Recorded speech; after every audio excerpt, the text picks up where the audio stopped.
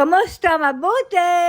For today's video ay balik na naman tayo sa dating buhay pagkatapos ng bakasyon sa Pinas. Eto nga ay lumang video pa at kaganapan pa ito bago umuwi ako ng Pinas at super late upload na nga.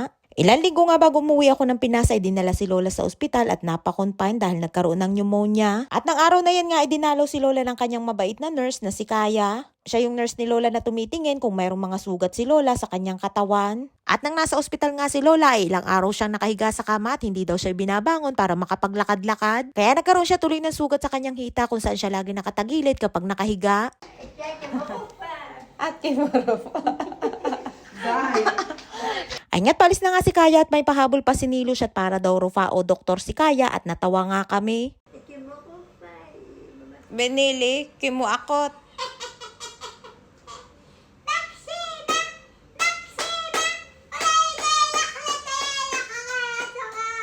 Kambakuts, bayo maker.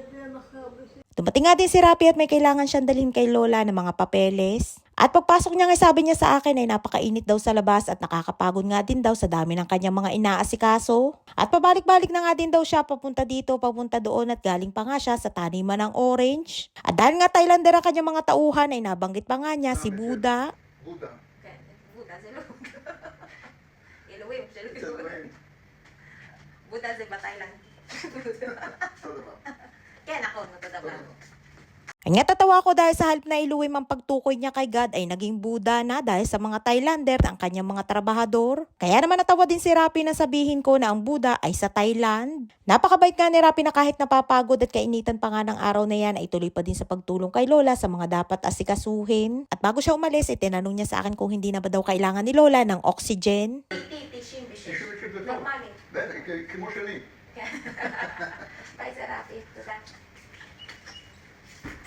At pagkaalis ni Rapi, sabi ko naman kay Lola ay asikasuhin naman namin yung aking sahod. Mahigit 1 linggo ngayon bago umuwi ako ng Pinas para magbakasyon ay kailangan naming ayusin ni Lola yung aking kulang na sahod. At dahil nga cheque ang ibinabayad sa akin ni Lola sa kulang na sahod ay kailangan ko pa maghintay ng 5 araw bago ko yun makuha. Pagdating sa pera at sa sahudan ay walang problema kay Lola at mabilis lang niyang kausap. At dahil nga 5 araw pa bago ko makuha yan ay kailangan ko na ding maideposit sa aking bank account. At bago ako umalis ay inasikaso at pinakain ko nga muna si Lola at Nelly. Food is life nga ang aking mga alaga at bawal magutom kaya bago ako umalis ay kailangan ay full tank. Para kahit matagalan ako sa labas ay siguradong busog at hindi sila magugutom.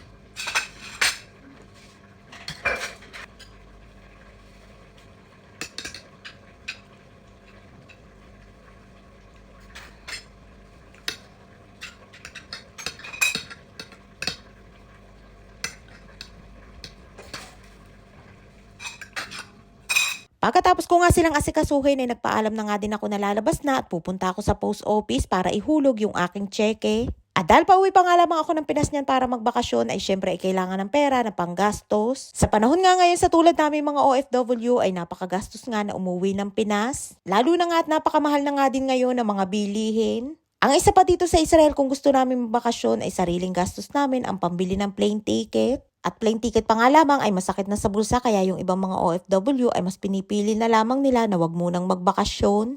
Andito na nga ako sa post office at may nakasabayan nga din akong Pinay at habang naghihintay kami na tawagin ay todo maretesan kami. Turo-turo pa nga niya sa akin yung 3 Indiana na pare-pareho daw ng suot na damit. Dito sa Israel bukod sa aming mga Pilipino ay meron ding iba't ibang lahi ng mga caregivers katulad niyang mga Indian. Pero ang pinakamaraming caregivers dito sa Israel ay mga Pilipino na nasa mahigit 30,000. At eto nga't sa wakas tinawag na din ako at kinuha ko na nga din yung aking sinahod na galing naman sa insurance ni Lola. At yun naman kulang ay yun naman cheque na inihulog ko na makukuha ko pagkalipas pa ng 5 araw. Pagkatapos ko nga sa post office bago ako umuwi ay dumaan muna ako dyan sa may tindahan para bumili naman ng mga tissue ni Lola. Tamad nga ako lumabas ng bahay kaya kapag lumabas ako ay isinasabay ko na din na bilhin yung mga kailangan sa bahay. Katulad nga niyan tissue na kapag bumibili ako ay maramihan na at ang 6 na bundle ay pang 1 linggo na nga yan.